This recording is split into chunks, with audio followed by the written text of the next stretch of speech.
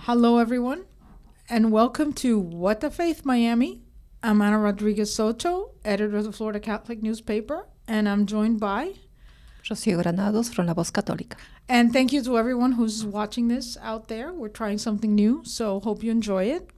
Our guest today is very special, Archbishop Thomas Wenski, and the reason he's on is because he's about to celebrate an important anniversary.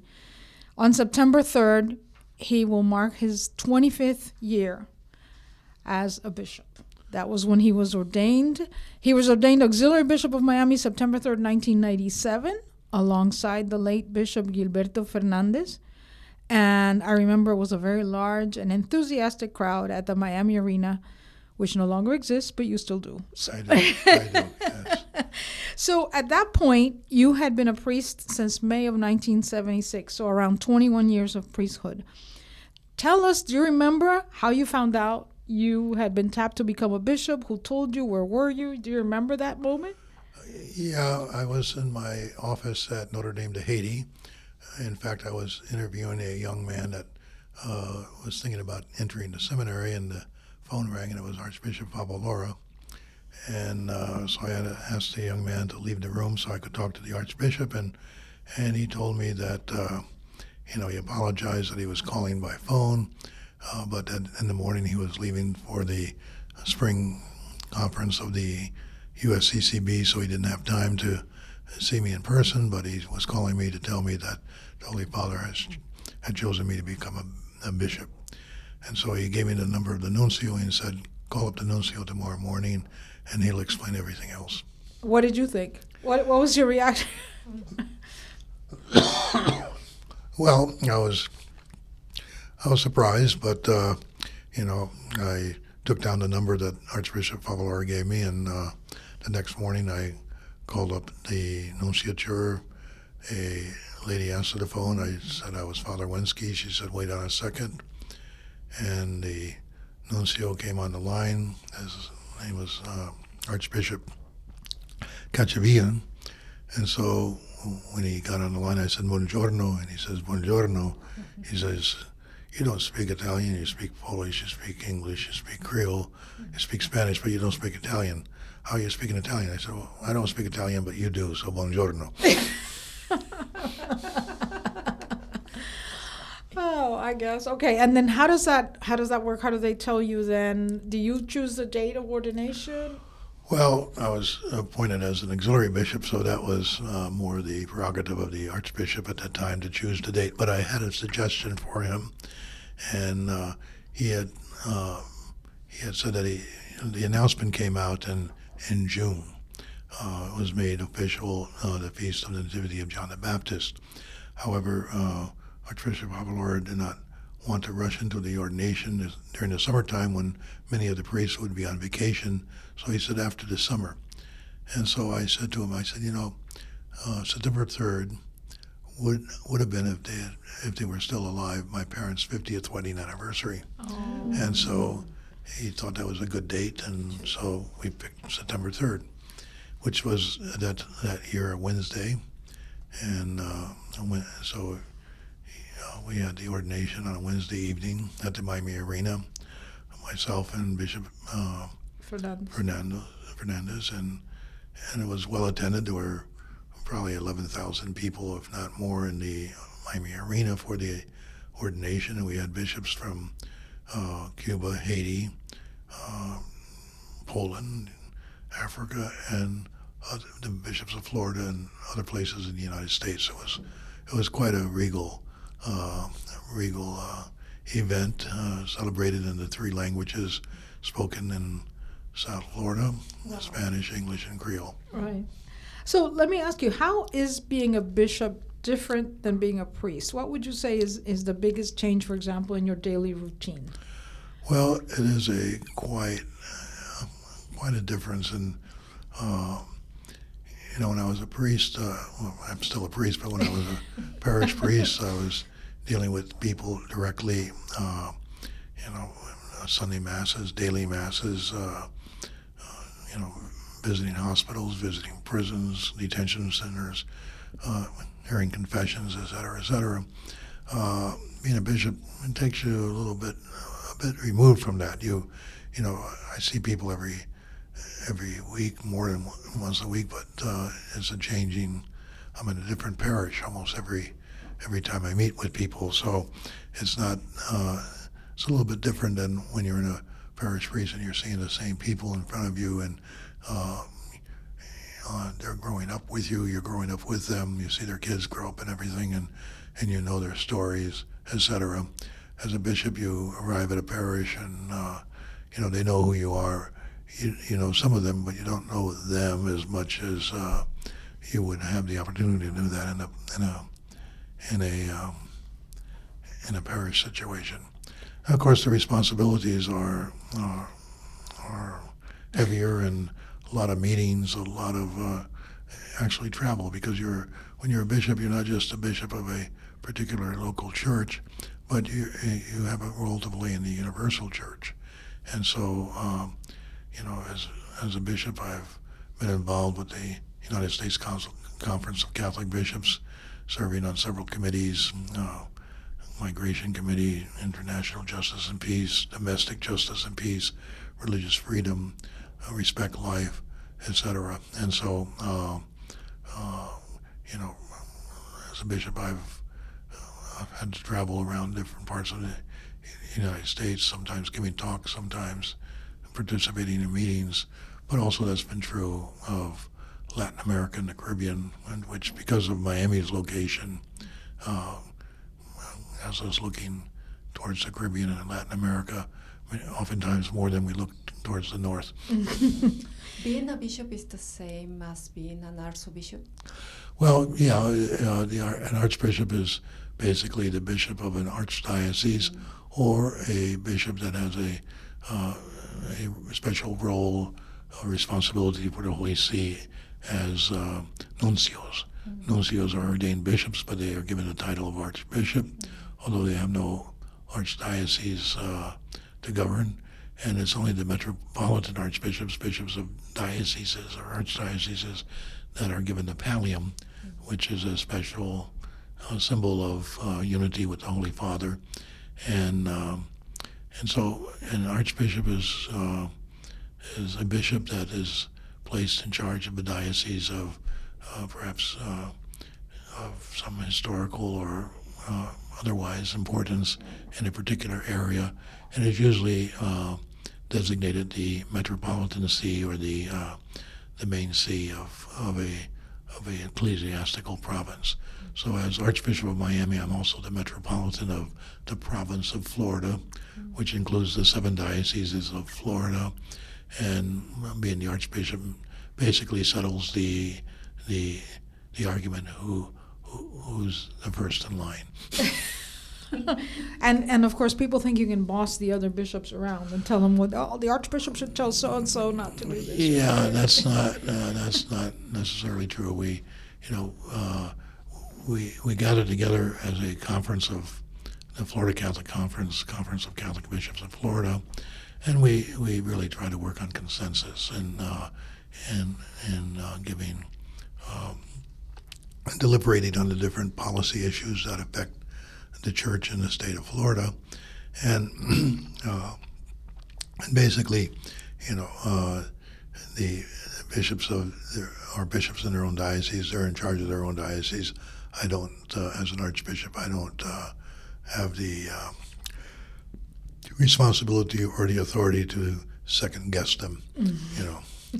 Let me ask you, how do you think your 18 years of priesthood in Little Haiti, and I guess 3 more in Miami, prepare you to be a bishop? And of course, you're trilingual: Spanish, English, And Creole, and Polish. But we know my Polish is weak, but in any case, when I was ordained a priest, I was ordained in May 15, 1976, bicentennial year, and my first assignment was Corpus Christi Parish in Miami. And But then you already knew Spanish. By then I already knew Spanish, which is, I think, why I was assigned there.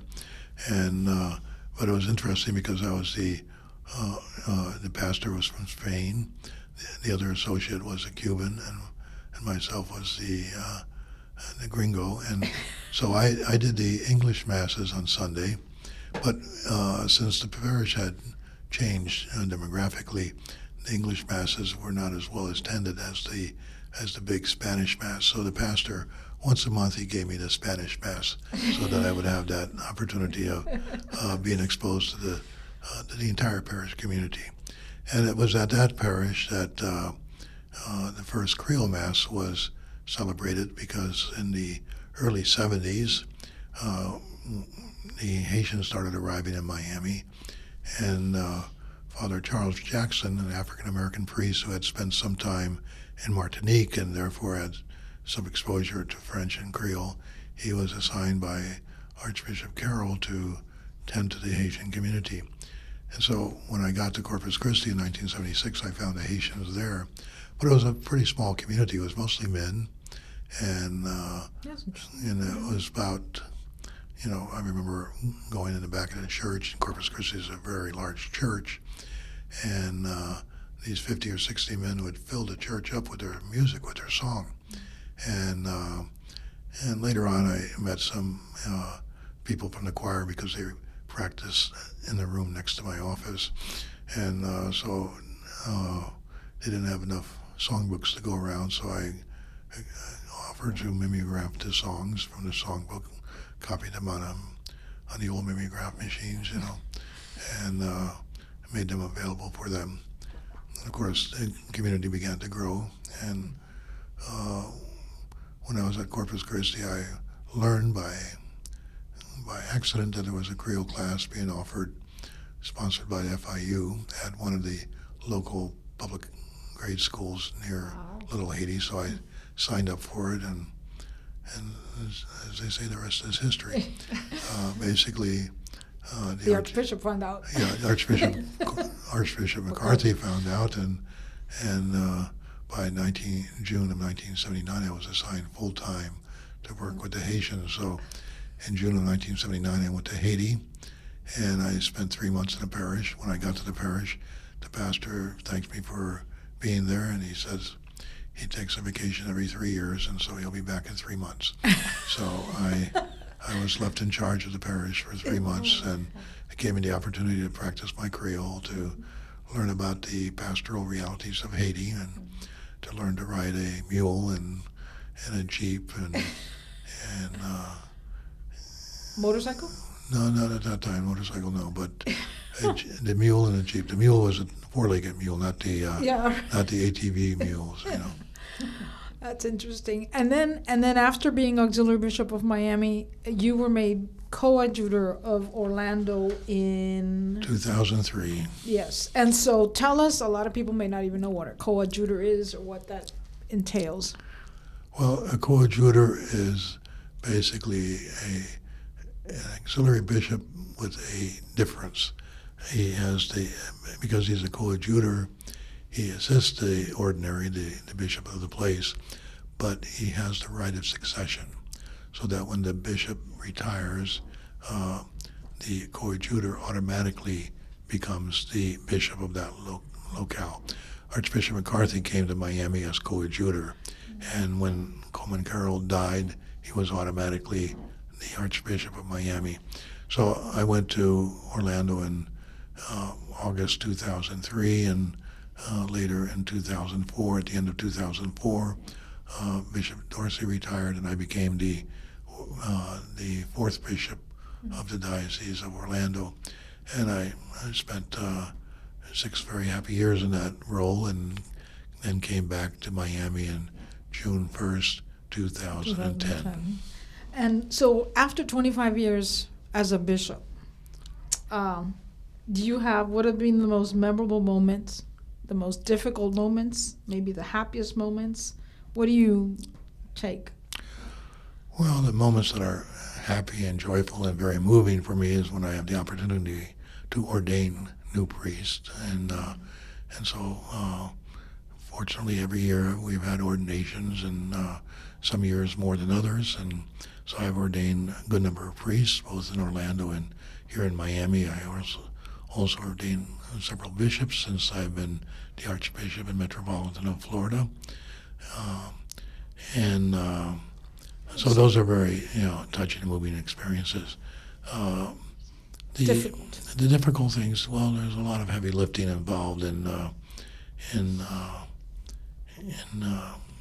being the Archbishop. You have to make sometimes difficult decisions, but I don't see anything that has been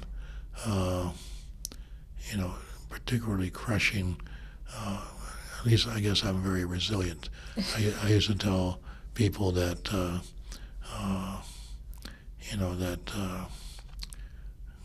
my years at Notre Dame were harder than my years as being a bishop.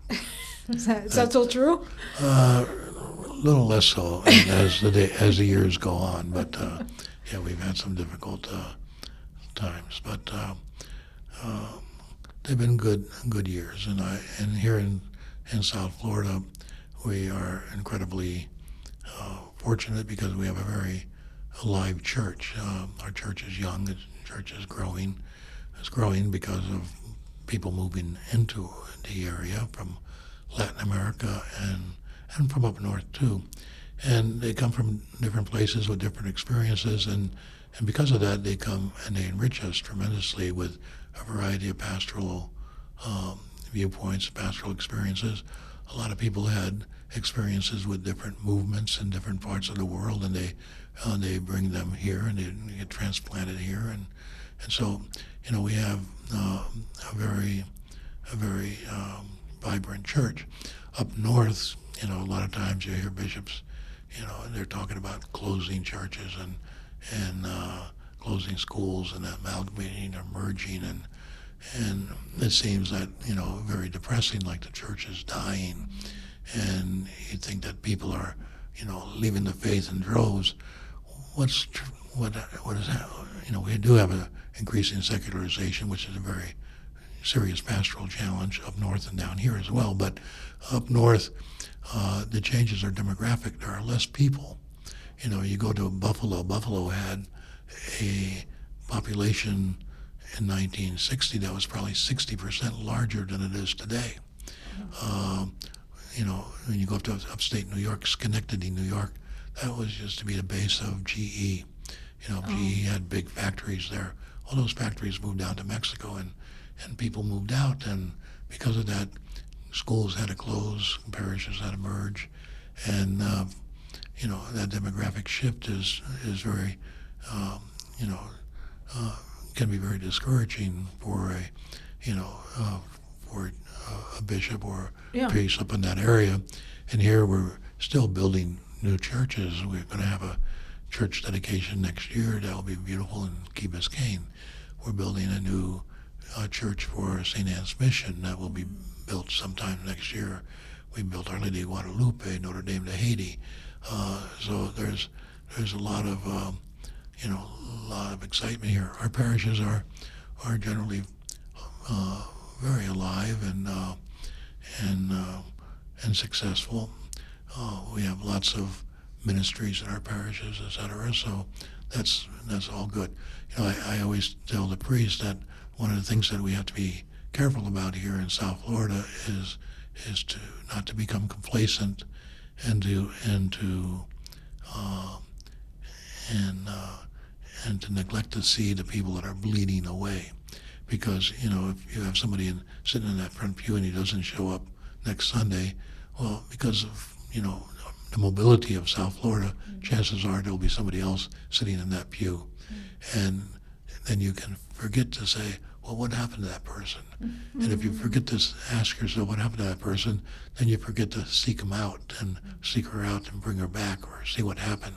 So that's one of the things that we have to be careful about. We have to evangelize and keep people coming to us, but we got to make sure that we're not neglecting those that might drift away or bleed away. We have to keep them engaged in the church. There's anything else you still need to do as a bishop in this community? Oh yeah, I need to get up every morning and say my prayers, and I need to preach the gospel. I need to continue to make decisions on areas of good governance. So I don't see my job as finished at all. And again, we do have to improve our game in many of our areas, especially after COVID. You know, COVID was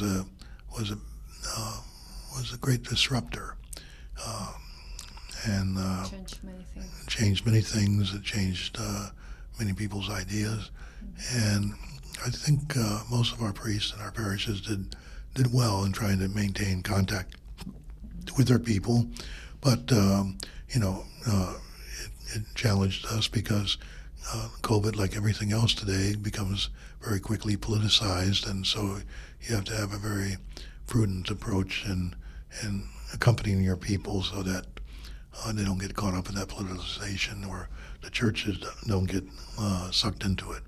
So, yeah, we got lots of things still to do. I would like to, make sure our Catholic schools are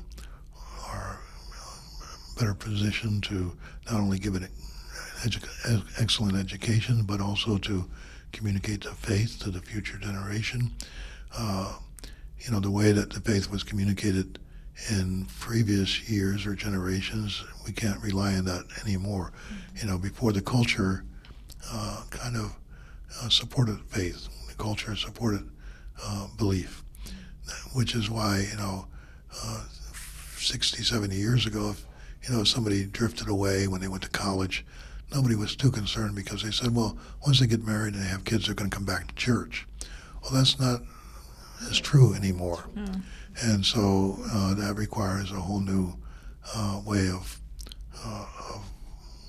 looking at things. So we have to transition from, a church that, could count on the support of the broader culture, to one that is brought increasingly into conflict with that culture. And so that requires sometimes different skills, and certainly it means that our priests, bishops, our people too don't necessarily get any accolades from the broader culture because they're church-going people, or sometimes they're attacked for it, and or discredited for it, or wanted to be canceled because of it. So it's a different. We're living in a different time, and it requires the acquisition of different skills and perhaps different spiritual virtues. All right. Well, thank you very much, Archbishop. Congratulations on your upcoming anniversary. And remember, everyone, that you can read here and see more about the Archdiocese, its parishes, schools, the Archbishop, in the monthly edition of the newspapers, the Florida Catholic and La Voz Católica. You can also follow us on the website, miamiarch.org, on social media, Instagram, Facebook, Twitter, and YouTube. The Archbishop has his own Twitter and Instagram. You can follow him there. And this podcast is now on Spotify. So look for us everywhere. Thank you for listening. Thank you for watching. Until next time, God bless. God bless all of you. Thank you. Bye.